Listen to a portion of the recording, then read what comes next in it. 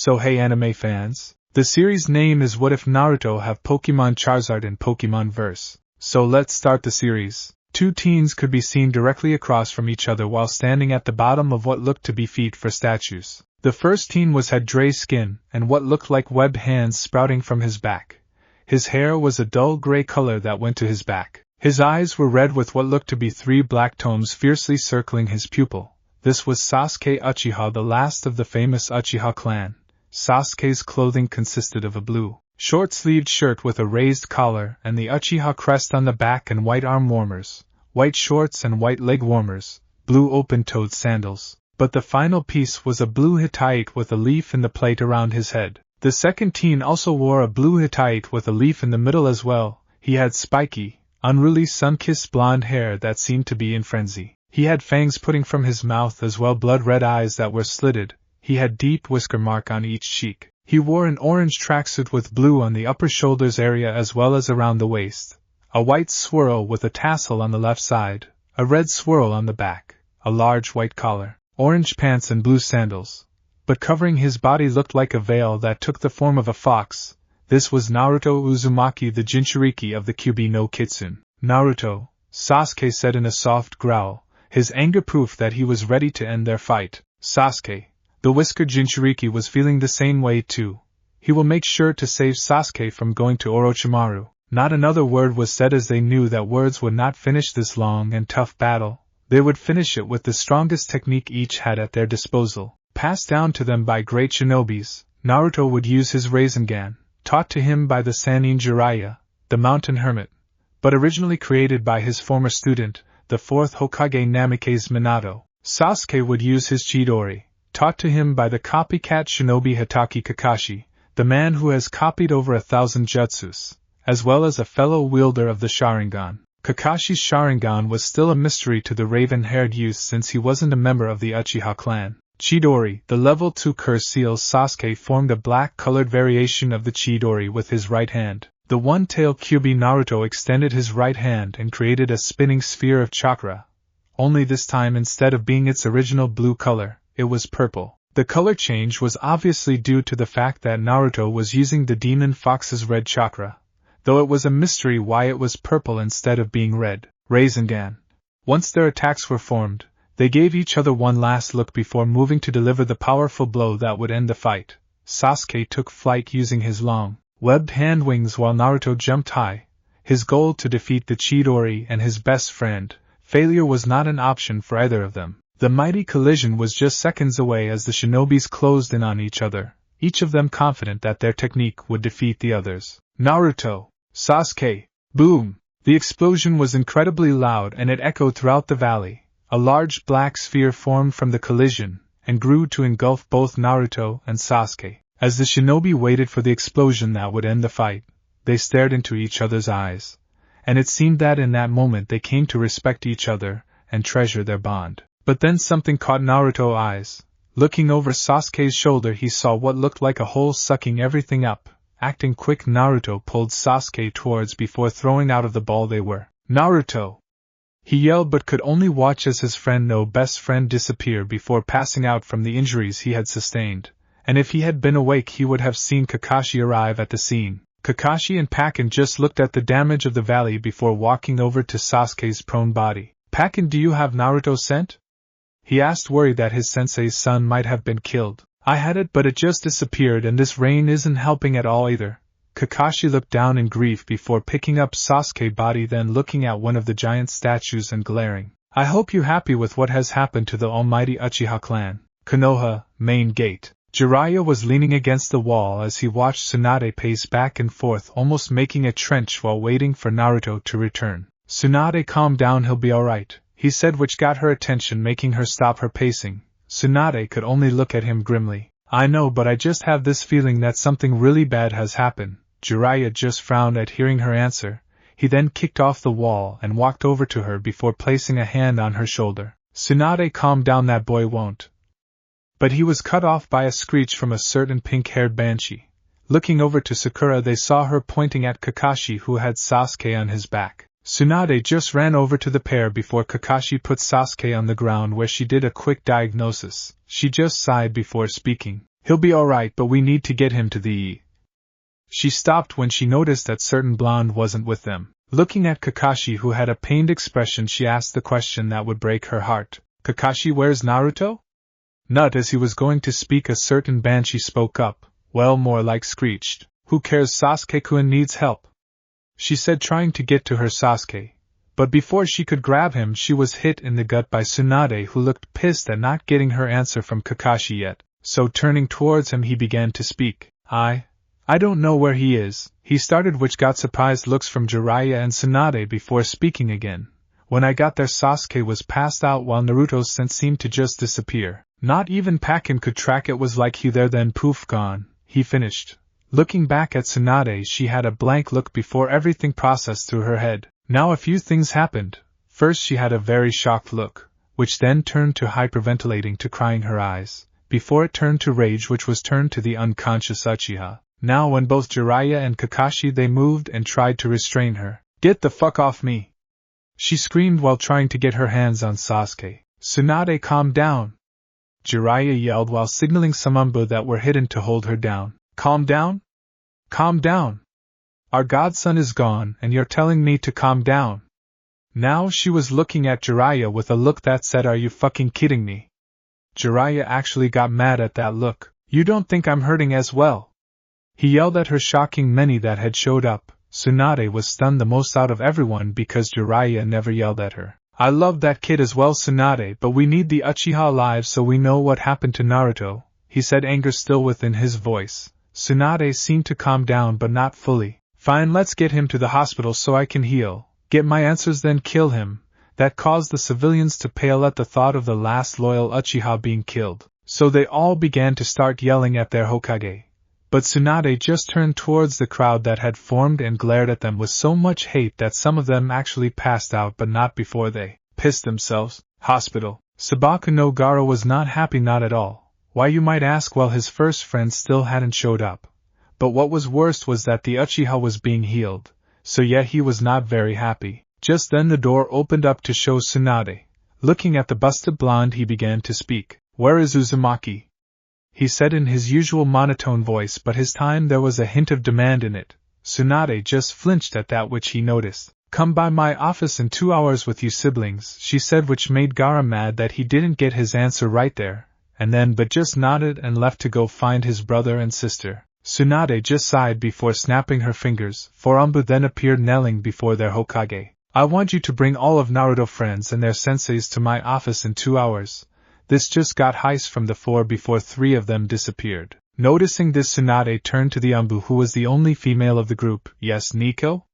She questioned. Nico just looked at Tsunade before taking her mask off, showing a beautiful woman that looked to be in her 20s. Tsunade-sama, can I also join in the meeting? I was Naruto's caretaker when he was younger. Tsunade just looked at her for a few seconds before nodding. That fine, Yugao, now to your assignment, she said, which made Yugao nod her head before disappearing via Shunshin. Tsunade then walked over to a chair before slumping into it. Putting her hands over her eyes, she cried. She cried long and hard for over an hour.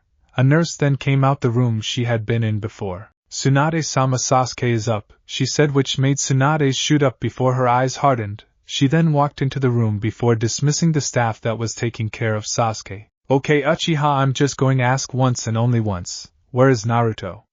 She growled out, restraining herself from killing the now duck-ass-haired teen. Sasuke just looked at her with dead onyx black. He just looked at her before tears began to pour down his face, shocking her. Tsunade just looked at the now sobbing teen. I don't know. 1 second we were looking at each other, the next he was throwing me away from some tunnel before he disappeared. He just closed his eyes as tears that he thought had died long ago came back at full force. He just clutched the blanket that was over him. Tsunade just looked at the teen before sighing, then doing some hand signs. Restraints then wrapped around Sasuke, who looked at the woman in confusion before she began to speak. These are here told hold you till I come back with an Inoichi to tell me if you are telling the truth. Sasuke just nodded. Hell, even if she didn't use the restraints he would have still stayed. 30 minutes later. It took about 10 minutes for Tsunade to come back with Inoichi, and another 20 for him to look over Sasuke. When it was all done, everything Sasuke had told Tsunade was all true, while telling her everything that had happened during the battle. And hearing that Naruto had tapped into the Kyuubi's chakra was a big for her, but none more than Sasuke, who had questioned them on what they were talking about, because hearing you best friend had the most powerful demon in existence sealed in his gut was huge.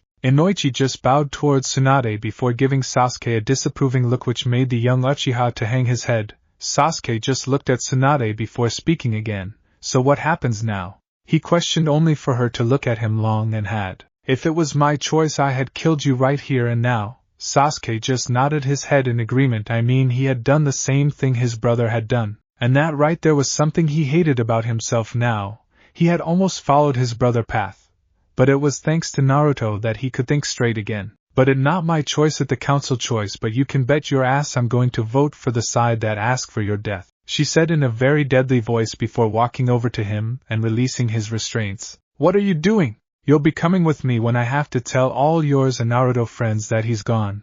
With tears beginning to threaten to cascade her face again, Sasuke just nodded his head. He knew this was fair justice. They all had lost a great friend, and it all because he wanted to power. He then thought back to what Naruto had told him once. If you ever need help, Sasuke, come to me, I'll help as much as I can. He now wished he had gone to Naruto now. But it was too late, he was gone. Hokage's office. It took another good 30 minutes for every excluding Niji, Chuji and Kiba who in the hospital. It seemed Shikamaru was the only one to come out, the one with the least injuries. When everyone got there they were shocked to see Sasuke standing by Tsunade with his head down. Shikamaru looked pissed at seeing Sasuke, same as the senseis and the Sand siblings, both Ino and Sakura, to see him, and looked ready to jump if it wasn't for their sensei to hold them back. Good, now that everyone's safe for the ones in the hospital, let's begin. What happened at the valley, Sasuke? Tsunade but saw him flinch at the mention of the battle. But before he could speak, Gaara decided to talk. Where's Uzumaki? He asked in a demanding voice. Others also began to notice that Naruto wasn't there. Well, everyone except Sakura, who looked at Sasuke with heart in her eyes. Tsunade looked ready to cry at hearing Naruto's name. He's no longer with us, she said, which caused everyone to gasp, while Hinata fainted and Gaara's sand was coming out of his sand and started to head towards Sasuke. Sasuke just looked up at Gaara with a look that accepted his, which actually made Gaara to stop. If you're going to do it, please do, he said while waiting for his death by Gaara's hand. But before anyone could anything, a blinding light appeared in the office. Unknown location. 46-year-old Professor Samuel Oak was having a weird day. First of all, the Pokemon that he took care of for trainers were acting scared. Hell, even the most vicious Pokemon were scared. Then a storm came out of nowhere, causing a blackout. So here he was going to his good friend Delia Ketchum house to check on her through a raging thunderstorm. But just then a lightning bolt came crashing down not even 10 feet away from him, knocking him down. With a groan he got back up and looked where the lightning had struck, only much to his shock there was a boy laying there. The boy looked no older than 4 years old and sun-kissed, blonde hair and whisker marks on his cheeks. He was wearing a hideous orange jumpsuit and pants that were way too big for him. Samuel also took notice that he had a necklace with some type of crystal around his neck and a headband with metal plating on it that had what looked like a leaf engraved in the middle on his head. Also by the boy was a Pokemon egg. Oak just rushed towards the boy before walking over to him and checking his pulse. He sighed in relief when he got one. He then spoke out loud. Where did you come from? But just shook that off before picking both the boy and the egg up and started to run to Delia's house. Where's Uzumaki? He asked in a demanding voice. Others also began to notice that Naruto wasn't there. Well, everyone except Sakura, who looked at Sasuke with heart in her eyes. Tsunade looked ready to cry at hearing Naruto's name. He's no longer with us, she said, which caused everyone to gasp, while Hinata fainted and Gaara's sand was coming out of his sand and started to head towards Sasuke. Sasuke just looked up at Gaara with a look that accepted his, which actually made Gaara to stop. If you're going to do it, please do it, he said while waiting for his death by Gaara's hand. But before anyone could anything, a blinding light appeared in the office. Unknown location. 46-year-old Professor Samuel Oak was having a weird day. First of all, the Pokemon that he took care of for trainers were acting scared. Hell, even the most vicious Pokemon were scared. Then a storm came out of nowhere, causing a blackout.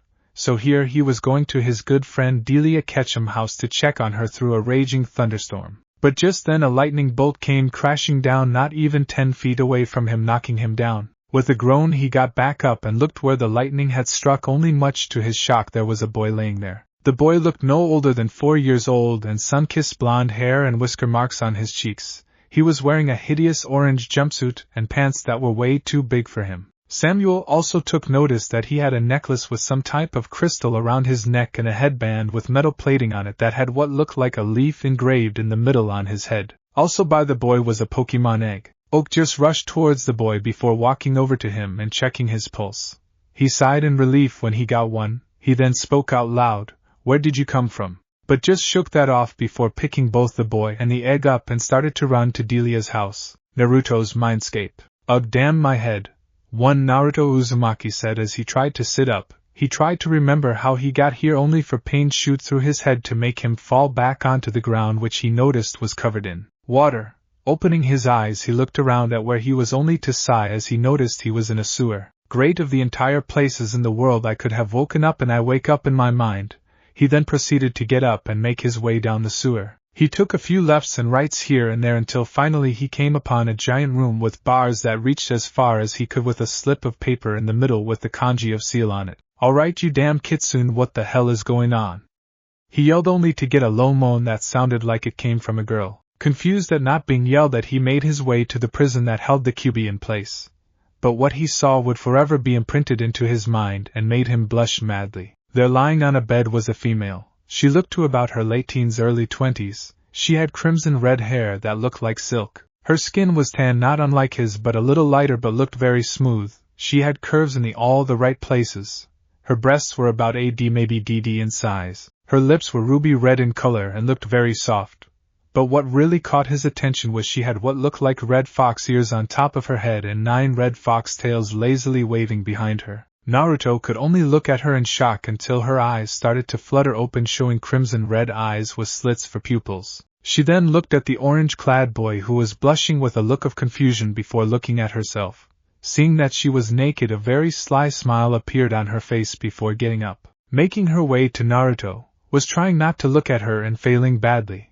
When she was close enough to Naruto, she moved to his ears, asked if he had liked what he saw in a very huskily voice. Blood started to pour out of Naruto's nose as he tried to control himself from flying backwards via nosebleed. The women could only laugh at Naruto's misfortune before speaking. "So what brings my little pervert of a container to me?" Naruto took offense at being called a pervert. Damn it, that was Jiraiya, not him. "Hey, I am not a damn pervert, that's Erosenin," he said, trying not to look at the woman's breast nor her lower regions, which he noticed that were nicely shaved. "Well then, why were just bleeding just then?" she asked with a laugh. Now when Naruto heard her laugh, he thought it was of that of a goddess, a very beautiful goddess. "Anyways, what brings you here?" she asked again while she made her way to the bed she was lying on before. Naruto could stare at her shapely ass, watching it shake with the slightest of movements. He also noticed a bulge was starting to form in his pants. "What am I doing here? I thought you were the one who brought me here." Okay, now he was even more confused. First he woke up in his mind, then he couldn't remember how he got here, and then he finds out that Kyuubi was female, no less. And now she's asking why he's here when she had brought him here. Kyuubi just looked at him curiously before she remembered why she was in her humanoid form and why Naruto questioned why he was here. "You don't remember what happened, do you?" she asked curiously. And she then got her answer when Naruto shook his head and began to speak. "I remember fighting Sasuke." "Sasuke? What happened to Sasuke?" He then proceeded to freak out. Kyuubi just rolled her eyes before flicking one of her tails and hit him on the head. "Calm down, Kit. Now think what happened during the fight," she said, which made Naruto stop and think. They both were silent for a few seconds before Naruto's face turned to horror. "I remember Sasuke was almost sucked into that hole before." He trailed off while Kyuubi just shook her head. "That's right, dumbass threw him away from it while getting us caught in it." "But then what happened after that?" Naruto asked. Kyuubi just sighed before looking at him again. "You were sent to another world." "How?" "I have no idea, so don't ask. But be grateful you have me inside you, or you would have died." He just looked at her in shock at what she had just said. What do you mean I could have died without you?" "I mean what I said. If you didn't have me sealed into you," she then used one of her tails to point at Naruto, "you would have died from the pressure of traveling to a different world. I had to use a lot of chakra just to keep you alive. But I'll regain in a decade or two," she said as if it was nothing, but this news impacted Naruto hard. "Why will I ever be able to go home?" he asked in fear of never seeing his friends again. Kyubi just shrugged her shoulders. Maybe one day, but who knows? I know I could send you back, but not with the chakra I have now, so you stuck here till it all comes back. That made Naruto a little happier, but not much. But before he could speak again, he started to flicker away. Well, Kit, looks like you waking up. See you later, I guess. Kyubi said not really care if he came back, which she knew he would one day. So lying back down on the bed, she went back to sleep. Real world. Naruto could only groan as his eyes tried to pry themselves open. He was then caught off guard when he heard a female's voice. Oh.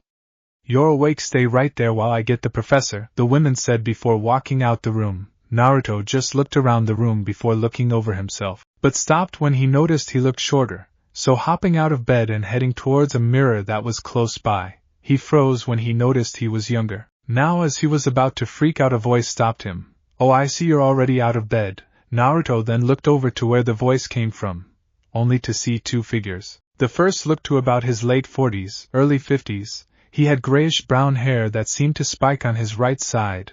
His eyes were black as well. He wore a purple button-up shirt with a lab coat over it, beige pants with a black belt holding them up. The next figure was a female that looked about 25 in age. She had brown hair that was in a ponytail. She also had brown eyes as well. She wore a pink shirt with a yellow blouse over it. She also looked like she was pregnant with a baby and was due soon. She also wore a long purple skirt as well. She also had a very cheerful smile on her face, and sorry if there's not much for Delia, but she's hard to describe her. As Naruto was finished looking over the two, the male began to speak. Hello, I'm Professor Oak, and this young lady is Delia Ketchum, the now proclaimed professor said while giving Naruto a cheerful smile. Naruto just looked at the two for a bit longer before speaking. Naruto Uzumaki. 11 years later, Johto League, Silver Conference. Ash Ketchum had just defeated his longtime rival Gary Oak, grandson of Professor Oak. He was now going against Ryujin. Ryujin was wearing a heavy black cloak and hood that blocked everyone from seeing his face. But what everyone could see was that he had shocking blue eyes. Somehow Ryujin had taken down every opponent with just one Pokemon. But the weird thing was that no one could see what the Pokemon looked like, because every time Ryujin brought the Pokemon out, a dust cloud would block everyone's view. So here he was looking over at his mysterious opponent ready for battle. Ash just looked over to the ref, nodding to him saying he was ready. But before the ref could speak, Ryujin spoke first. Hang on a second, I would like to ask Ash something first. This of course got strange looks from Ash. What do you want with me? I wanted to know why you became a trainer. Shocking all in the arena, except for one Professor Oak that had a knowing smirk on his face. Ash was actually stunned at that question. Never before had anyone asked that of him. But that didn't mean he didn't have an answer. Ash just looked at Ryujin with a goofy grin before speaking. Yeah, actually I have two reasons. The stadium was quiet, wanting to hear Ash's answer to the man. The first reason is to become the greatest Pokemon master ever. He yelled, making the stadium burst into laughter. But my second reason, I want to prove myself to someone close to me. Now this of course made the stadium very quiet, as if wanting to hear who he was talking about. The only people who already knew were Professor Oak, Gary, and Ash's mom Delia. Hell, even Ash's friends looked intrigued at who he was talking about. Oh, was this someone precious to you? Ryujin asked, wanting to see Ash's response. Ash was silent for a second before he gave his answer. Yeah, he is someone that's very precious to me, he said, wondering why Ryujin wanted to know this. Ryujin just nodded his head before speaking. I see then, well let's begin then, Databeo. Ryujin said before grabbing his cloak and throwing it off. There standing directly from Az was a teen that looked about 15. He was about 5 feet 9 inches in height with sun-kissed blonde hair that was spiky. He had 3 whisker marks on each cheek. He had bandages wrapping around his abs, making many of the girls in the stadium to have nosebleeds. He wore an open black flak vest. On his hands were black fingerless gloves. His pants were black and gray cameo baggy pants that had the legs tucked into a pair of black steel-tipped boots. Also around his neck was a long gray scarf. And, like the one Kurabi has. And Naruto and I? Ash said, only to shock the audience. Naruto just gave Ash a big smile. Hey there, Ashy boy. Last time on the grandson of Oak. Oh, was this someone precious to you? Ryujin asked, wanting to see Ash's response. Ash was silent for a second before he gave his answer. Yeah, he is someone that's very precious to me, he said, wondering why Ryujin wanted to know this. Ryujin just nodded his head before speaking. I see then, well let's begin then, Databeo. Ryujin said before grabbing his cloak and throwing it off.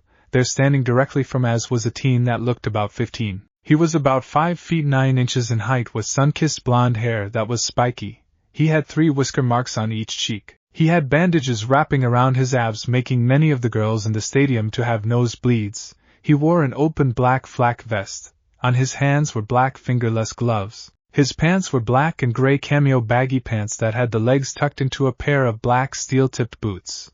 Also around his neck was a long gray scarf. And Naruto and I? Ash said, only to shock the audience. Naruto just gave Ash a big smile. Hey there, Ashy boy. Ash could only look at Naruto in shock that he was here. But that's soon replaced by embarrassment. How many times have I told you to stop calling me that? He whined, making Naruto and a few others to laugh. Mostly Gary, Oak, Delia, Misty and Brock. Every time Gary or I say it, Naruto said, making Ash grumble. Ash then went silent for a bit, not believing Naruto was right in front of him. That is, until he remembered something. Wait a second, I heard you were in another region? He said, confused that the older boy he thought as a brother was here. I finished about a month ago and had some business I had to take of here. Then Gigi got a hold of me and told me you and Gary were going to take part in the Silver Conference. So I thought I'd join and test how much you both have grown. And I must say you and Gary have grown a lot in the last 5 years since I've seen you. Both Ash and Gary, who was sitting by Oak, seemed to straighten a bit in pride at Naruto's words. But now it's time you faced me, Naruto said while grabbing a pokeball from his waist. Ash just looked at Pikachu, who was riding on his shoulder. You ready for this, Pikachu? Pikachu just nodded his head before jumping off Ash's shoulder and into the arena. The 2 trainers then looked to the referee, who nodded in understanding. Okay, then the match of Ash Ketchum of Pallet Town versus. The referee then looked towards Naruto, wanting to know his name. Naruto Uzumaki of Pallet Town. The referee just nodded his head in thanks. And Naruto Uzumaki of Pallet Town.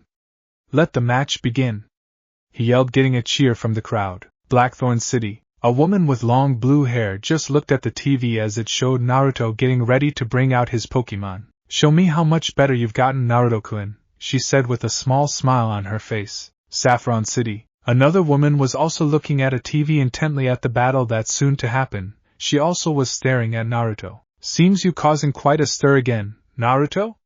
She said before starting to laugh when a hunter started to tickle her feet. Lawbridge Town.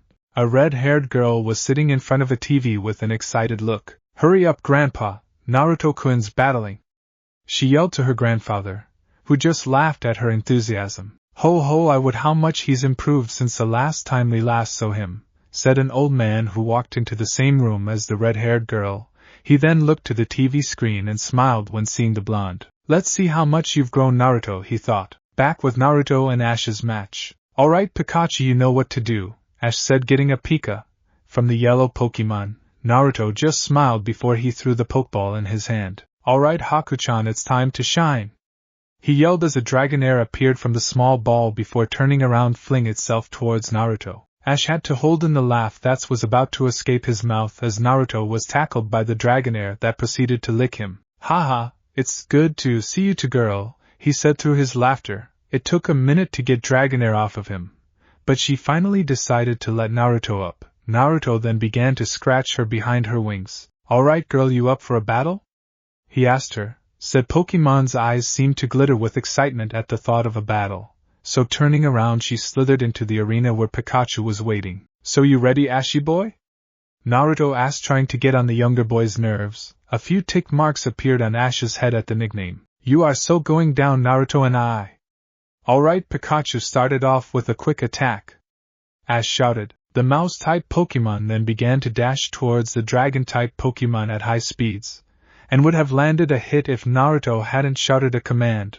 Alright, Haku-chan, use Water Pulse. Hack then lifted her head as a blue ball of energy began to form in front of her mouth. What's Water Pulse?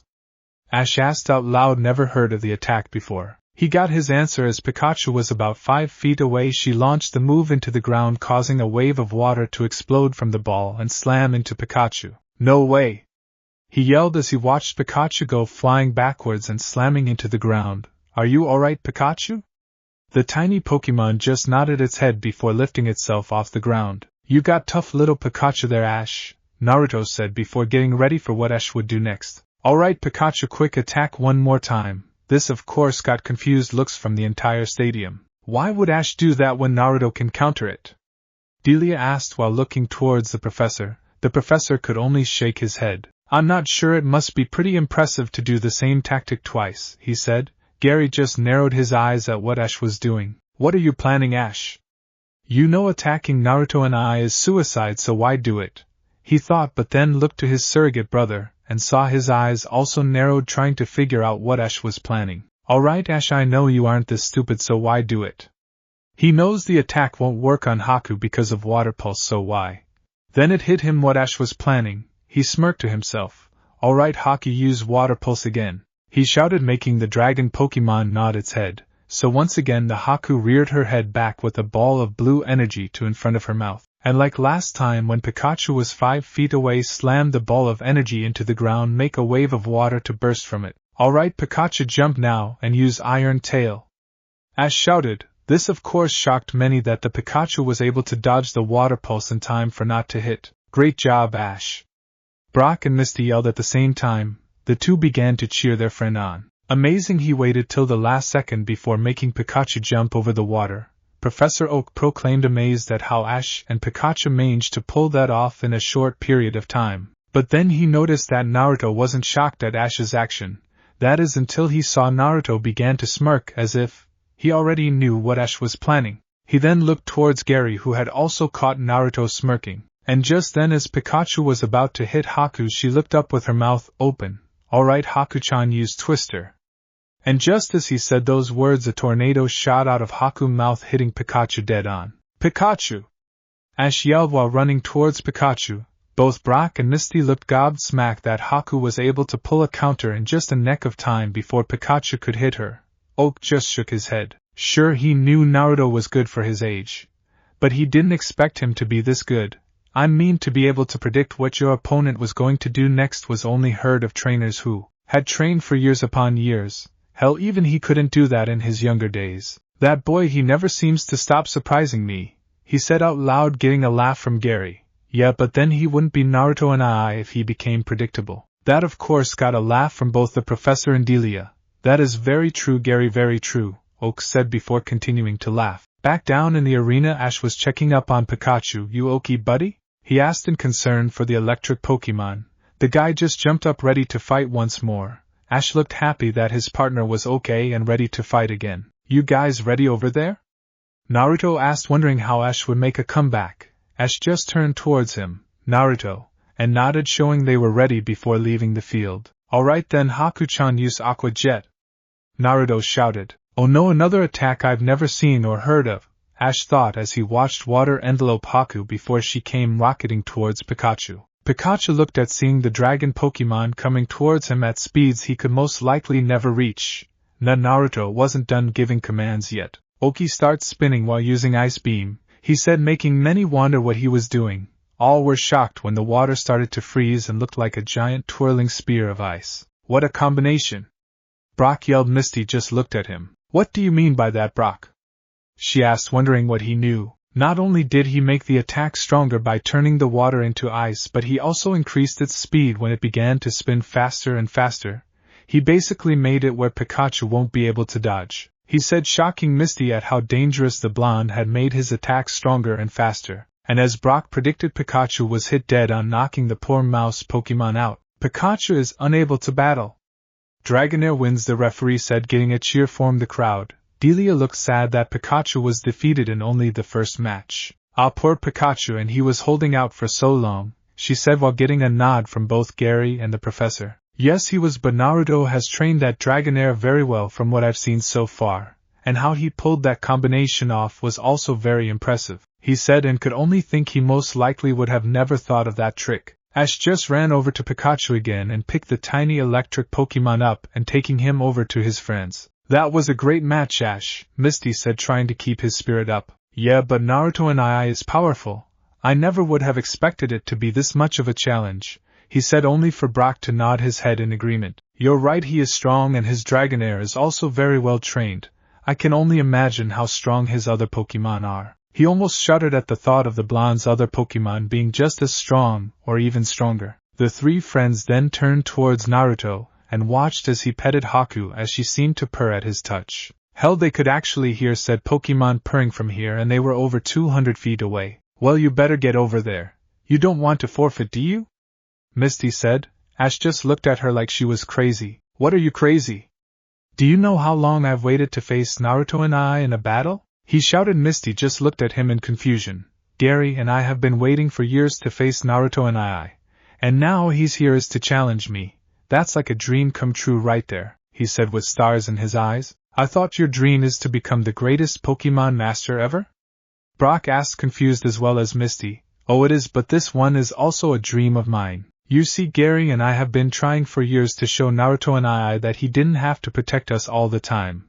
And here is an opportunity to prove myself once and for all, he said with pure determination in his voice and in his eyes before turning back towards the field. But what the three didn't know was Naruto was able to hear them talking. You and Gary have already proven yourselves when I watched you both battle. Ash, he thought to himself before looking Haku in the eyes, you're going to have to sit this one out, okay?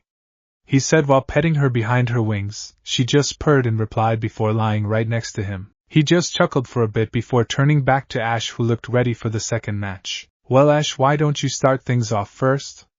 Naruto said, getting high from Ash before Ash grabbed a Pokeball from his belt. Alright then, Totodile, you're up, buddy, he said before throwing the Pokeball in the air, releasing his Totodile. Said water Pokemon just started jumping around merrily. Wow, he's pretty energetic at Ash? Naruto said, only for to see Ash groan at Totodile's behavior. Well, since you brought out you Pokemon, I think it's my turn. Bring out my next Pokemon. Let's go, Giri, Naruto yelled before throwing his Pokeball. But the Pokemon that came out would scare Ash for a long time. It was a bipedal Pokemon, with a darkish yellow-green color covering its back and most of the front, black skin covering its torso, tail tip, and thighs, as well as red talons and claws. It had large black and red scythe-like tusks coming out of its upper jaw on the side of its mouth. It had medium-sized eyes with red irises and black pupils. There was ridged plate-like skin going up from its back to its head region. It had solid armor, and the legs and tail have a dividing line pattern. Its arms were quite small and divided into 3 digits with 2 oval-shaped triceps and biceps and circular elbows. Its hands were small and circular with small red claws. Its legs looked formidable and strong with 3-toed feet with a red talon on each toe. Ash, meet Giri. He's a Haxorus, a dragon Pokemon most commonly found in the Unova region. And just as Naruto finished speaking, Giri decided to give a mighty roar. Totodile actually stopped prancing around and looked like it was about to shit itself from seeing the dragon Pokemon. Oh my, Ash is in trouble here, Professor Oak said while looking at the mighty dragon Pokemon, who looked ready to tear into anything that got in its way. Delia had dropped her camera at seeing such a Pokemon, for its eyes scared her from here. Gary was wide-eyed, never thinking there was such a creature like the one he was seeing in the world. Hell, most of the stadium was stunned at the monster called a Pokemon. So you ready for the next match, Ash? Naruto said in a cheerful voice, not even caring that everyone there looked ready to shit themselves. Ash just looked at the dragon for a few seconds before pulling his Pokédex out. Haxorus. They are kind but can be relentless when defending territory.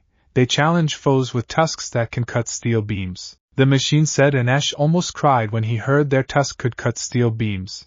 Ash just looked towards Totodile, who looked to be frozen fear. Alright, let's do this, Totodile, he said, trying to psyche himself and Totodile up. Everyone, except Naruto, looked at Ash if he was crazy for even trying to fight such a creature. Didn't he hear his dex? It said it can cut steel beams. Alright then, second match, Totodile vs Haxorus, begin, yelled the referee before running a safe distance away from the scary-looking dragon Pokemon. Go, Giri, use Dragon Claw, Naruto yelled, not wasting any time. The dragon just roared as its claws on its hands became blood red before taking off in speeds that should impossible for a Pokemon that big. Totodile didn't even try to move as Giri moved in for the kill. Move, Totodile, Ash yelled along with his friends in the background. Hell, even people in the crowd were yelling for the water Pokemon to move. But it was all for naught as Giri was right on top of him, bring down one of its claws. Totodile was hit hard and was sent flying over 20 feet. Totodile, Ash yelled, running over to his downed Pokemon. Even Naruto ran over to check on the little guy. When the two got to the water Pokemon, they sighed in relief that it was only knocked out. Sorry about that, Ash. When I trained Giri, I had him work on not only his speed but his strength as well, he said while scratching the back of his head sheepishly. Giri is actually very kind outside of battles, but when he gets into a fight, well, then he becomes a completely different Pokemon. Ash could only look at him in shock that such a Pokemon that could scare a whole stadium of people was actually very kind. Looking back towards Giri, he saw it was playing with Haku, having a good time. A sweat drop then formed onto his head when Haku bit Giri, and the armored dragon seemed to just laugh it off. Sighing to himself, he recalled Totodile back to his Pokeball. "It fine, Naruto, and I just most of us weren't expecting for you pull a Pokemon like that out. Hell, I thought Haku was your strongest at how powerful she was," he said truthfully. Naruto just stared at him, Ash, intently making him nervous. That is until Naruto started to laugh out loud, shocking him and many others. Confused at why his surrogate brother was laughing, he looked at him expectantly. It took a bit, but finally Naruto calmed down. "Sorry, it's just Haku is the baby of the group." This of course shocked everyone in the stadium. "You see, I got her from an egg that hatched about 2 months ago." Everyone, and I mean everyone, went dead silent at what he just said, for they all had just learned Haku was only 2 months old, and already this powerful. If that's how powerful his Pokemon were after 2 months, then how powerful were the ones he had for years? People could only shudder in anticipation. "Sorry about that, Ash.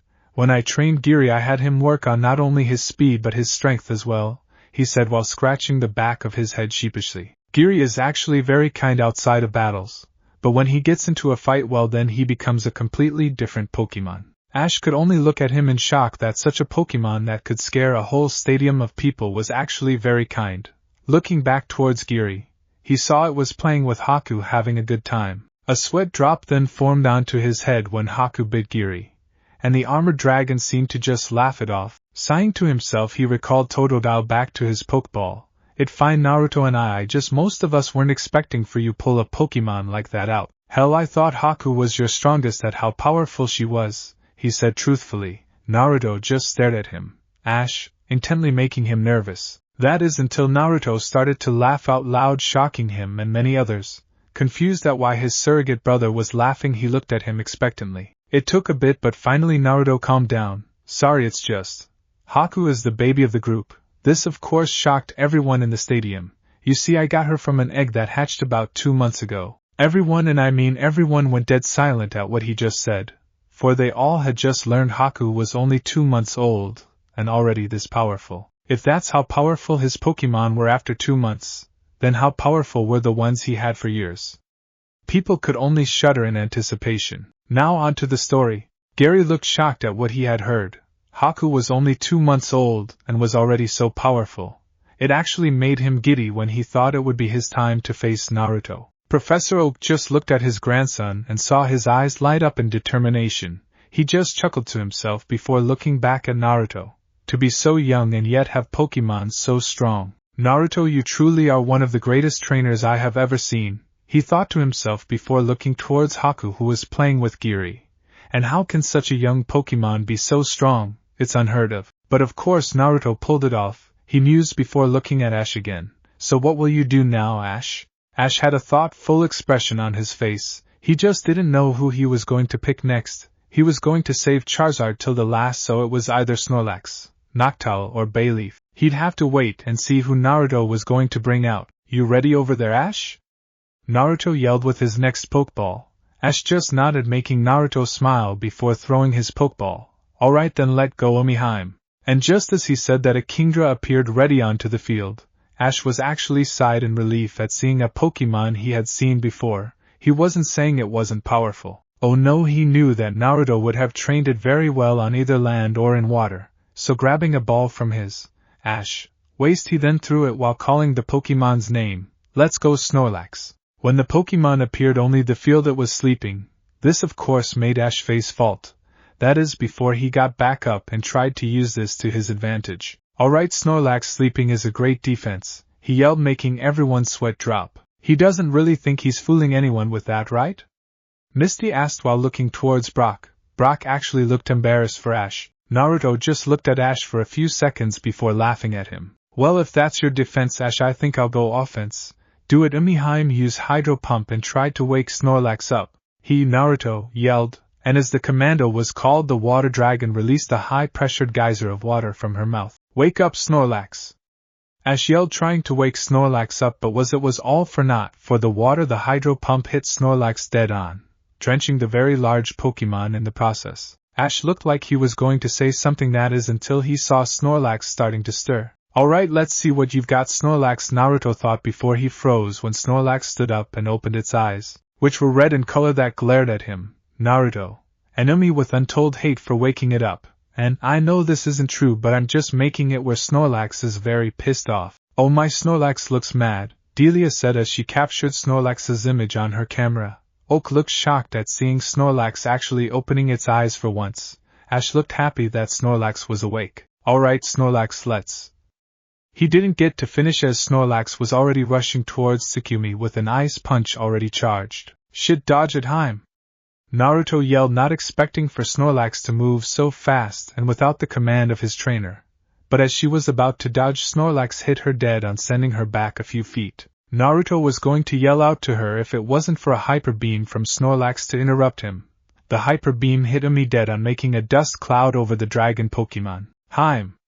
Naruto yelled but didn't move, instead waiting for the dust cloud to disperse to see if Tsukumi was alright. When the dust cloud that was covering the dragon Pokemons was gone, the audience saw that she was knocked out. Umi is unable to battle. Snorlax is the winner.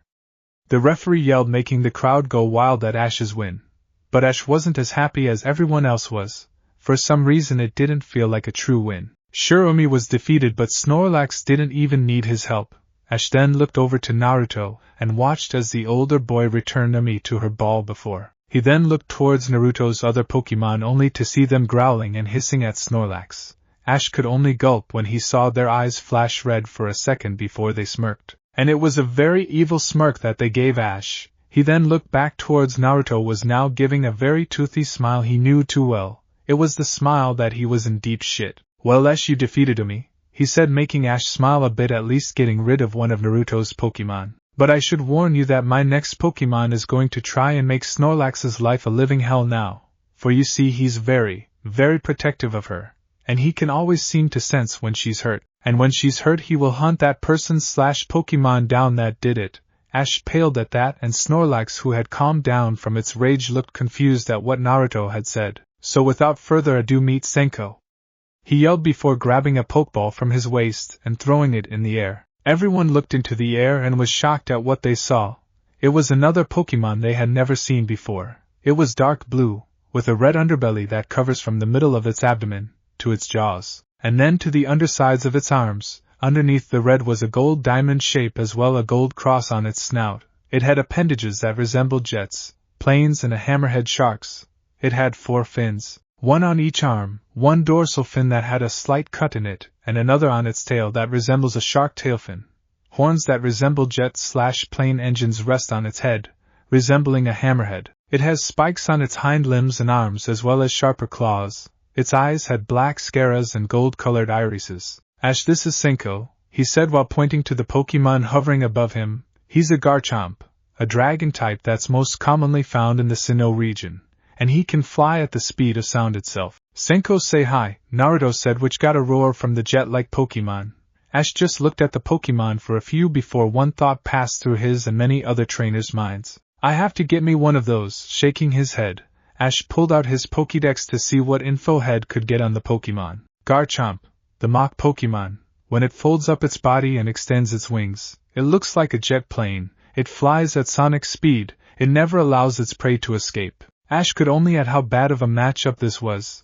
This Pokemon was built for speed and could fly, making Hyper Beam that could only reach it. He then looked up to the jet-like Pokemon and flinched when he saw it glaring daggers at Snorlax. Yeah, this wasn't going to be a pretty match at all. My oh my, it seems Naruto has some very powerful Pokemon on his team, Professor Oak said while looking Senko over. He also noticed it had some scars on its body, meaning that it had been in some very dangerous battles. So Gramps, you think Ash be able to win this one?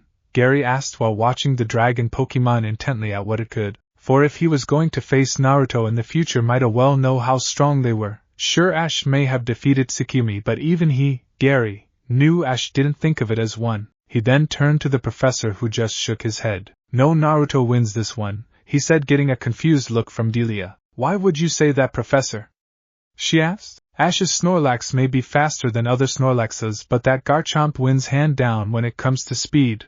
Also, Senko doesn't even need to land to fight. He could just stay in the air the whole time while attacking Snorlax. Oh, poor Snorlax, he was doing so well, she said, sad for the chubby Pokemon. She was about to speak again but was silenced when Ash started to speak again. Alright, Snorlax, use Hyper Beam, he yelled, getting a snore from the large Pokemon before opening its mouth where a golden energy started to form. It only took few seconds to form before the chubby Pokemon launched the said attack to Senko. Senko do a barrel roll, then follow up with Dragon Rush. The dragon Pokemon just roared in acknowledgement before spinning to the left, dodging the Hyper Beam before flying towards its opponent. Just then the two appendages on its head started to glow light blue, before its body was enveloped in a light blue aura. What's Dragon Rush? Ash asked out loud, which got a chuckle from Naruto. Imagine it like a takedown, only a lot faster and a lot stronger, he said, shocking Ash as he watched the dragon Pokemon come crashing down onto Snorlax at extreme speeds. There was an explosion before a cloud of dust blocked everyone's view. But then Senko came flying out of the dust cloud, looking around for his enemy. All was silent as no one could see Snorlax. That is, until Naruto heard something in the dust. His eyes just widened before looking back up at Senko. Dodge now, Senko, he yelled, confusing the audience as why he would say that. But all were shocked when a Hyper Beam came rushing out of the dust cloud and heading straight for Senko. The Mach Pokemon eyes widened before flying higher into the air, just barely dodging the sneak attack. The cloud then cleared, showing Snorlax up and ready to continue. The crowd started to go wild at seeing the giant Pokemon up and ready to fight once more. Ash looked relieved to see Snorlax alright, while Naruto shook his head in amazement. Damn, Ash, that is one tough Pokemon you got there, he said. Ash just gave him a cheeky grin. Thanks, Naruto and I, but we're not done yet, he yelled defiantly with eyes that showed pure determination. You can do it, Ash, Misty yelled while Pikachu was waving flags right beside her. Show what you're made, Ash. Brock also shouted to his friends. Just then the entire stadium started to shout out for Ash. Ash looked at everyone while blushing at so many people cheering him on. Naruto just chuckled in amusement at how Ash was bowing towards the audience. Well, Ash, looks you've got some fans now, but shall we continue the match to give the people what they want, Databayo? Naruto asked, getting a nod of agreement from the younger boy. Alright then, why do I finish then? Go Senko, use Brick Break, he yelled, making Senko nodded his head before its left fin started to glow white. The jet-like Pokemon then took off at high speeds towards Snorlax. Snorlax start charging a Hyper Beam, and what till he gets in close. This of course got confused looks from his friends. What do you think Ash has planned, Brock? Misty asked the dark-skinned boy. It looks he wants to try and clash attacks, but if he does that, there's no guarantee that Snorlax will come out okay. And just as he said that, Snorlax released a mighty attack, clashing with Senko's. There was a great explosion, making both Naruto and Ash cover their eyes in protection from the dirt it lifted. It took a few minutes for the cloud to clear, but as it did, people could make out two figures standing there panting. The two Pokemon just glared at each other before both started to faint at the same time. Seeing neither Pokemon was getting up, the referee called it. Neither Pokemon is standing, double knockout, he yelled. Thank you, Captain Obvious, he mumbled, making the ref to glare at him. Naruto just shrugged it off before recalling Senko. He then looked to Ash, who also recalled Snorlax, before grabbing the next Pokeball on his waist. Well, Ash, why don't you go start things off this time?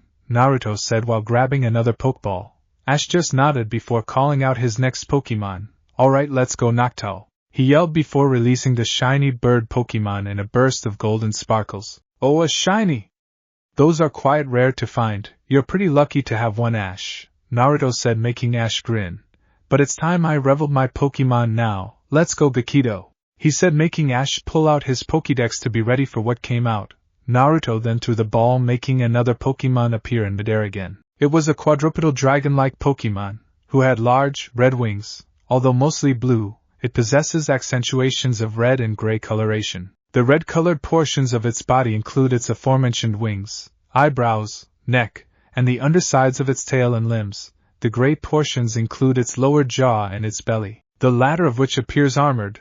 It also had 3 spiky extensions splayed from the sides of its face, similar to the external gills of some salamanders. Ash then looked towards his Pokédex again. Salamence, the dragon Pokemon, the final evolved form of Bagon, equipped with sharp teeth and massive claws, and weighs over 200 pounds. Ash then clenched his teeth together. Damn, another dragon type, he thought, clearly not liking how his surrogate brother was only using dragon Pokemon so far. Damn, Naruto and I got a lot of dragon-type Pokemon, Gary said, impressed with the collection he had. And I'm afraid to say these aren't all of them, Professor Oak said, shocking Gary. Wait, then how many does he have? Many more, but what I can't understand is why he doesn't have a Dragonite yet, he said, wondering why that was. Gary just shrugged at that. Maybe he's just trying to train her in different moves before evolving her? He suggested. Oak just nodded at the possibility, for it wasn't unheard of, as many trainers did it nowadays. Ash, this is Gakido, and as you already know, he's a Salamence, mostly found in the Hoenn region, he said while Gakido was looking at Noctowl like a piece of meat. Hell, it even started to lick its lips, and Noctowl didn't like the looks in the dragon Pokemon's eyes that held a certain gleam into them. Gakido then gave a small roar, catching Naruto's attention. Naruto just looked up towards the flying Pokemon, who was giving off more small roars as if saying something to the blonde. Then after the Pokemon was done roaring, Naruto had a look of disgust on his face. No, you can't eat Noctowl, he yelled, making the dragon Pokemon give a low roar that sounded more like a whine. I don't care if you're hungry right now, but you can't eat Noctowl. When this is all done, you can eat as much as you want, he said, which seemed to make the dragon's eyes shine with joy. Geez, sometimes I think I should have called you glutton instead. Shaking his head, he looked towards Ash. So you ready, Ash? Which of course got a hi from the younger boy. Alright then, you ready as well, Gakido? This just got a roar from the dragon before it took off towards Noctowl. Alright, Noctowl, use confusion, Ash yelled. Just then Noctowl's eyebrow tufts began to glow blue before they released a blue light towards his opponent. Gakido, seeing the attack coming straight for him, made a dive towards the ground. People gasped, think he was going to crash, but before he did hit, the dragon Pokemon jerked upwards, barely skimming the ground. The crowd roared in approval, but were silenced when Naruto called out an attack. Alright, use Dragon Breath, he yelled, making Gakido open its mouth, releasing a green beam of air towards Noctowl. Dodge it, then fly upwards, Ash yelled to the bird Pokemon, making it do a barrel roll before flying higher in the sky. Don't let it escape, Gakido, the dragon Pokemon just roared before flying after the shiny Pokemon. It didn't take long for Gakido to catch up to Noctowl. The two kept up at their game of cat and mouse, but finally Gakido was right on top of Noctowl. Alright, Gakido, use Thunder Fang. And just as he yelled the command, the dragon Pokemon fangs began to turn yellow before lightning started to jolt from them. Noctowl dodged now, but the shiny Pokemon didn't react in time as the Salamence bite down on Noctowl, shocking and paralyzing the bird Pokemon. The bird Pokemon started to barrel towards the ground at high speeds. Noctowl, Ash yelled as he started to run out on the field to catch the owl-looking Pokemon. He then dove, catching the bird Pokemon before it could crash into the ground. You alright, Noctowl? He asked the owl Pokemon. Noctowl tried to move but couldn't, for it was still paralyzed. Ash just sighed before looking over at the ref. He's done, Naruto won that one, he said, making the ref nod his head in understanding. Noctowl is unable to battle. Gakido is the winner, he yelled. Naruto just sighed before looking at the watch on his wrist. He was supposed to head to Blackthorn City later today, but at the rate the battle was taking he wouldn't make it time, so deciding to speed up the process, he was going to take out Ash's next Pokemon in one shot. He grabbed both Umi's and Senko's Pokeball before releasing the two. Ash, confused at what Naruto was doing, he watched as the two made their way towards Haku and Giri, who looked happy at seeing their family. Alright, Gakido, come on back, buddy, Naruto said calmly. The Salamence looked at its trainer in confusion until he saw Naruto grab a Pokeball with black flames on it. Gakido's eyes widened before turning towards Ash and giving him a knowing smirk. Ash then felt a chill travel down his spine when he saw that smirk. He then looked at Naruto, other Pokemon who were also giving knowing smirks as well. Well, except Haku, she looked very excited for some reason. Shaking his head, Ash, grabbed another Pokeball from his waist. Alright, Bayleaf, you're up, Ash yelled before throwing the Pokeball, releasing Bayleaf. The grass Pokemon just looked excited at being called out for battle. Ash just smiled at how excited Bayleaf was before looking back at Naruto, who was giving him a very serious look. Sorry, Ash, but I'm going to have to get serious now. I have to be leaving for Blackthorn City in an hour, he said before throwing the Pokeball in his hand. But before anyone could see what type of Pokemon it was, a dust cloud formed covering it up. But then Naruto spoke again, but this time it was deathly quiet, but everyone in the stadium heard him. Flamethrower, And just as that one word left his mouth, a torrent of black flames came shooting out of the dust, and straight for Bayleaf. The grass-type Pokémon wasn't even able to process what had shot out of the cloud before she was engulfed in flames. Everyone shooed up from their seats at seeing such flames. When the flames died down, Bayleaf was lying on the ground unconscious. Ash was frozen in place, not believing he had been defeated so fast that he didn't move to check on her. When he finally snapped out of his funk, he finally started to run towards Bayleaf. Even Misty and Brock ran out to the field to check on her. The three just sighed in relief that she wasn't seriously injured. Misty then looked towards Naruto to yell at him, but stopped when the dust cloud was starting to disappear. "Come on out and present yourself, Amaterasu," Naruto said before a pure obsidian black Charizard with crimson red eyes and a pure black flame on the tip of its tail walked out of the dust. Its body was riddled with scars, the most prominent ones being an X-shaped scar across its right eye, a long jagged scar across its chest, and a scar that ran down the right side of its neck. Team Rocket, who had been seating in the stands in disguise, looked like they had found God itself when they saw Amaterasu, and only one thought passed through their minds: the ultimate Pokémon for the boss. And with that thought in mind, they left the stadium to plan on how to catch it. When Ash looked up to see what everyone was staring, he almost choked on his spit when he saw Amaterasu. Naruto just smiled at the younger boy. "I see you remember Amaterasu, Ash," he said while petting the black Pokémon on the head. All eyes then turned towards Ash, well, except for Gary, Professor Oak, and his mother. "Ash, you know that Pokémon?" Brock asked. He could tell that Amaterasu was extremely strong. Hell, everyone in the stadium could tell he was strong. Ash just nodded his head in confirmation. "Yeah, Naruto and I has had him for years. Hell, he's had Amaterasu before I was even born." That of course made both Brock and Misty pale. If Haku was only 2 months old was as strong as she was. The two just shivered at the thought of how powerful Amaterasu was if he had been with Naruto before Ash was even born.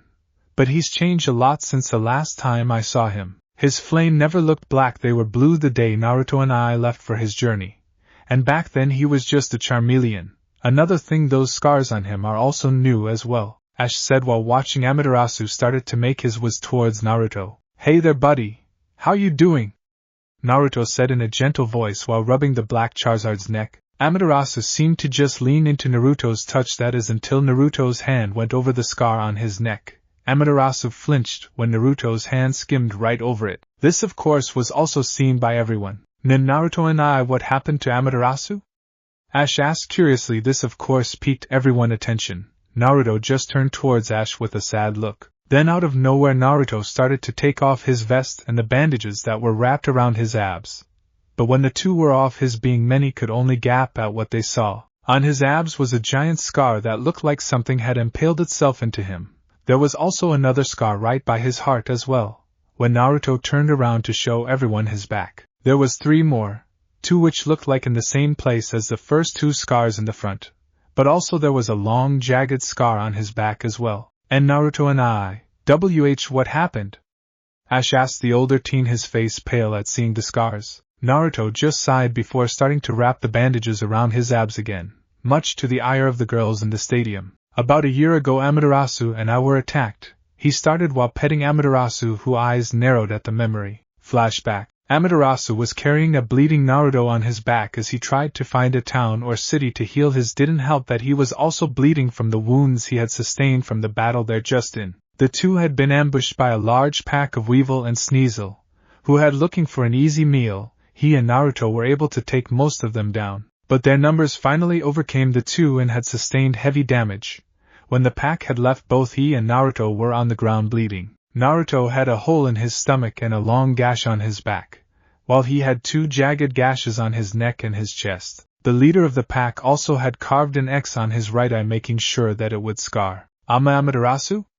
said Naruto as he tried to speak up but started to cough up blood. The fire Pokémon just looked back at his partner as he watched as Naruto started to fall asleep again. He knew that Naruto needed to get to a hospital and fast or face losing his partner and brother. So ignoring the pain that was flaring in his body, he tried to fly to gain more ground. He knew this was a bad idea, for it was making his wounds worse, but he wasn't going to lose his partner. Not now, not ever. It took him about 10 minutes, but he finally had found a city that was about a mile or 2 away.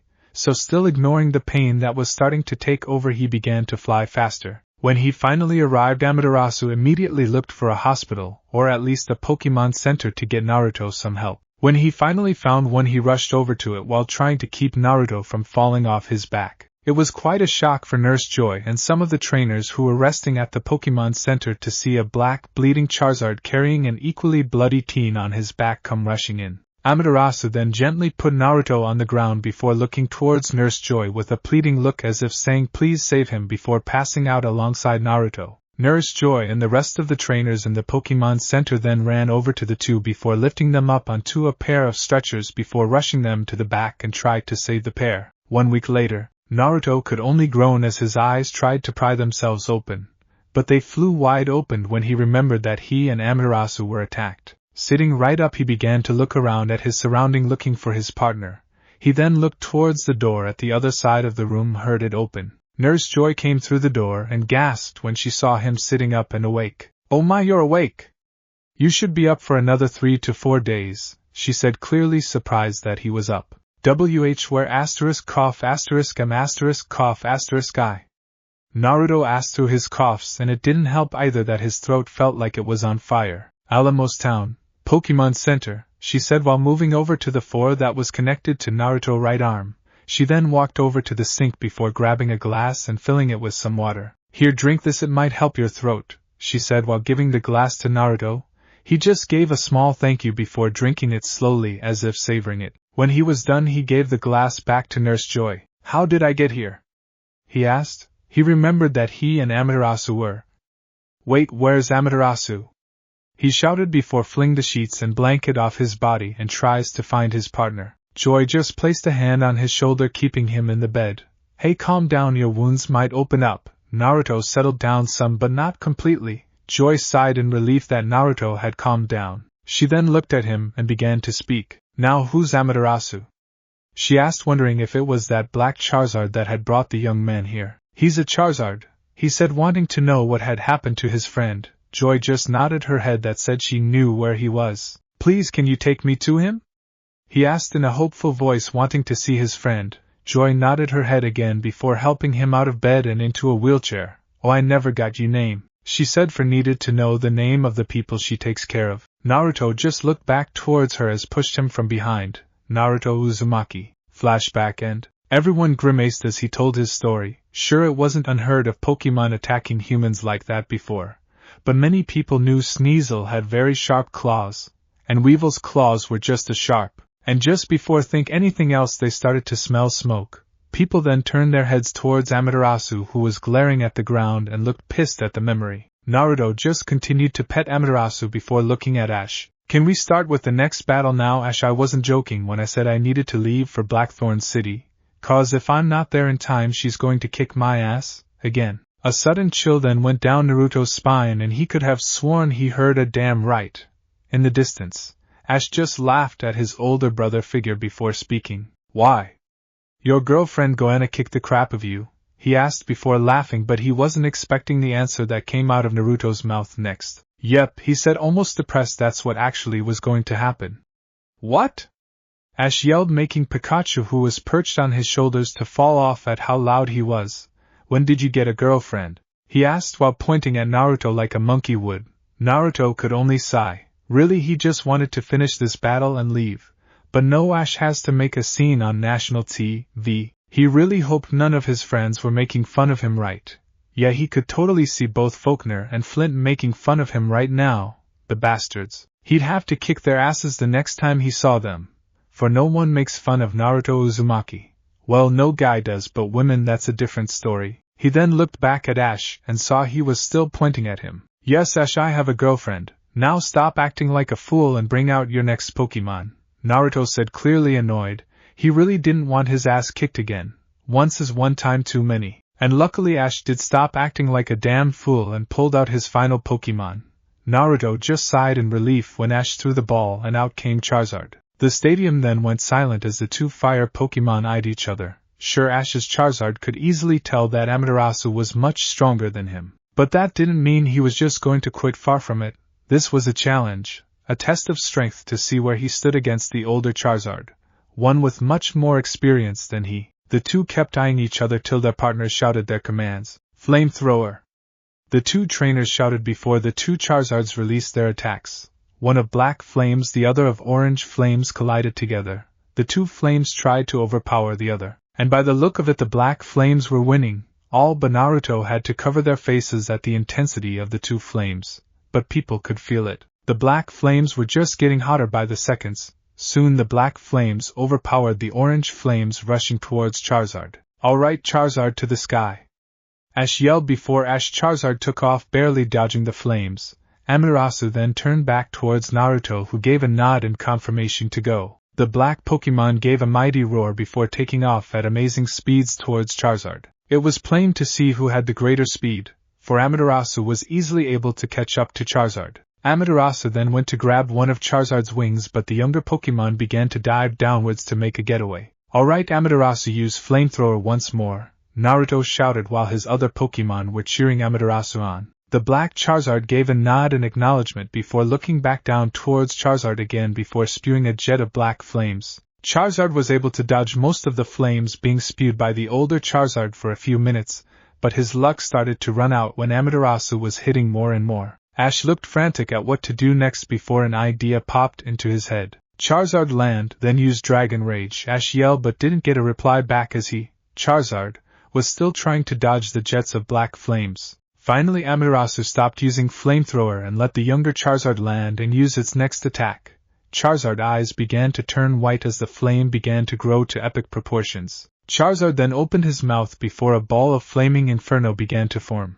But as he was about to release the attack, Naruto cut him off with his next command. "Okay Amaterasu, use Dragon Breath," he yelled. And just as he yelled those few words, Amaterasu opened his mouth and shot out a light blue beam of air at Charizard. Now Charizard, who was still charging his move, couldn't move. The Dragon Breath actually hit the flaming inferno that was still in Charizard's mouth, causing the two moves to explode. A dust cloud then was uplifted, blocking everyone's views of Charizard. "Charizard!" Ash called out, worried for his Pokemon. When the cloud started to disappear, it showed Charizard standing, panting some but still willing to fight. The crowd went crazy at Charizard still standing and ready to fight. Naruto could only shake his head at how resilient Ash's Pokemon were. I mean, really, most Pokemon would have been down after being hit by a few of Amaterasu's Flamethrower. But to still be standing after two attacks exploded in your face was damn impressive. Charizard then looked up towards Amaterasu with a face of pure determination. Ash looked relieved that Charizard was okay, rearing to go. "Alright Amaterasu, use Steel Wing," Naruto yelled before Amaterasu's wing began to glow white before flying at Charizard. "Get ready to catch it, Charizard," Ash shouted while getting a roar from said Pokemon. It didn't take even a minute for Amaterasu to be 5 feet above Charizard. But before Amaterasu could hit Charizard, Charizard, put his arms up, catching Amaterasu's wings. That didn't mean he didn't go sliding backwards from the power of the attack. Ash cheered Charizard for catching the attack, that is until he saw Naruto smirking at him. Confused at why his brother figure was smirking, he about to question the older teen until it hit him. Charizard is basically holding Amaterasu in place, which is right in front of him. But as he was going to shout for Charizard to release Amaterasu, Naruto had already called out his attack. "Amaterasu, Flamethrower," and just as he said those two words, Amaterasu had opened his mouth and releasing a geyser of black flame on Charizard. When the flames died down, Charizard was still standing but was out cold. How he was still standing no one knew, but with Charizard down the match was over. Charizard is unable to battle. Amaterasu is the winner. The ref shouted, making the stadium roar with approval. But they all quieted down when Naruto started to walk over to Ash. "That was a great battle, Ash. I can't wait battle you again in the future," Naruto said while clasping a hand on the younger boy's shoulder. "And you've made me proud, so with a heavy heart I'd like to say, you don't need my protection anymore." And with that said, he gave the younger boy a hug.